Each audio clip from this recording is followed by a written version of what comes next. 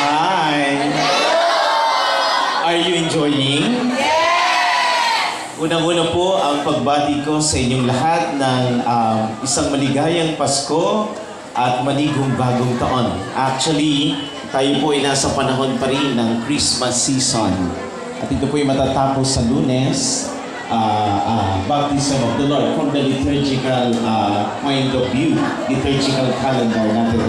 At kakatuwa po makita ang mga children. Palakpakan natin ang mga bata. Okay. Ibig sa na yung mga kakilala ko na, tropa na natin. And of course, ang mga kabataan, mga youth, palakpakan natin sila. Halos tropa ko na rin yung mga yan.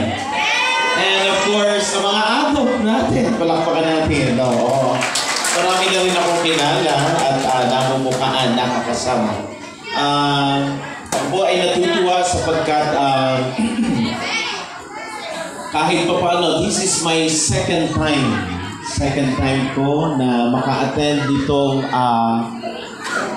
Christmas party or New Year party, reunion ng lahat ng mga tapat sa simbahan, tapat ng simbahan. Tinanong ko, alin ba ang composition nito? Parang zone 3, 4? Parang ganon. 3, from the Sister Jean hanggang kina Brother Pons, narito sila. Okay? Chevy. At bagamat napatigil yata noong, I do not know, pandemic, putok ng bulkan, but then kahit pa paano, ngayon ako narito, this is my second time. Last year ay halos 10 pa lang bumabalik tayo sa takot because of the pandemic. And I think this year, mas marami, around 300 plus yata. Kaya palakpakan po natin ang bawat isa. And of course, natutuwa po ako sa mga organizers nito, si Boss Jerry Ramirez, palakpakan natin, si Konsehal. Thank you for organizing this. Yung kanyang mga ka-team, of course, with Father Advisor, si Father Chris, palakpakan po natin, Father Chris de Guzman. I think nakita ko rin si Father Nat dito kanina. And of course, ang lahat po ng mga nagmagandang loob, nagplano, para maging posible ito. Alam ko, may magagandang loob kayo at you bring out the best in you.